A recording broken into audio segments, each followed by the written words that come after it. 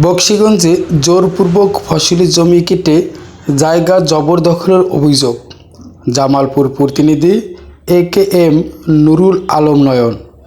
জামালপুরের বকশীগঞ্জে নীলখিয়া ইউনিয়নের জানকিপুর মহরমবন গ্রামে জায়গা জমি নিয়ে পূর্ব শত্রুতার জেরে পৈশাচিক কায়দায় ফসলি ধান ক্ষেতের চারা উঠিয়ে নষ্ট করে জোরপূর্বক জমি জবরদখল করার অভিযোগ উঠেছে।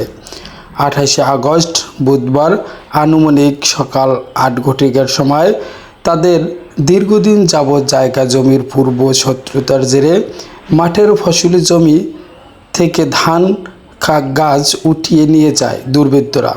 অভিযোগকারী মোহাম্মদ মোস্তফা থেকে জানা যায়, অভিযুক্ত মোহাম্মদ জালাল মিয়া এলাকায় প্রভাবশালী ব্যক্তি হওয়ায় দীর্ঘদিন যাবৎ জায়গা জমি জোরপূর্বক দখল করে আওয়ামী কিছু নেতার সহযোগিতায় এলাকায় বিভিন্ন প্রকার অত্যাচার জুলুম করে আসছিল এবং আমার জায়গায় উপরে একটি ঘর তৈরি করে তা নিজ দখলে রেখেছে।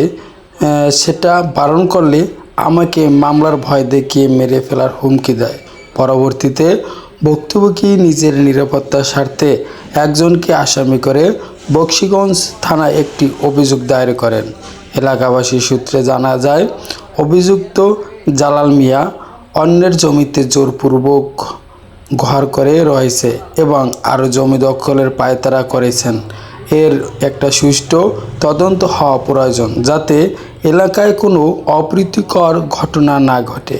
এ বিষয়ে নীলখিয়া ইউপি সদস্য আশরাফুল জানান, ঘটনাটি নিয়ে অনেকবার বিচার সালিশ হয়েছে, কিন্তু উভয়পক্ষ সমাধানে না আসায় এটার সুষ্ঠু বিচার করা সম্ভব হয়নি।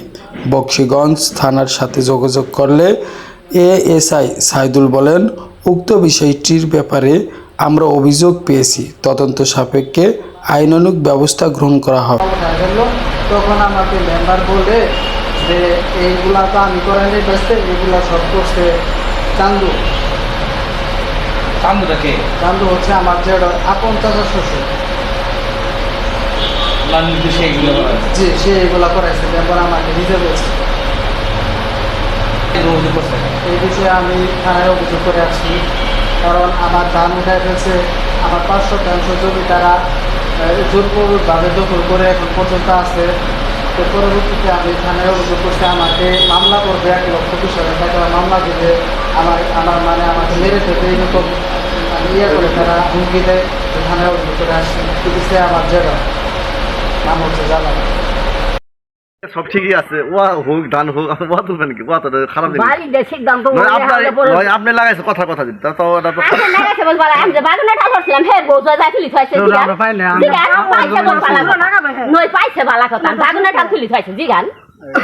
আপনার এগুলা তো ওয়া লাগাইছে খারাপ জিনিস।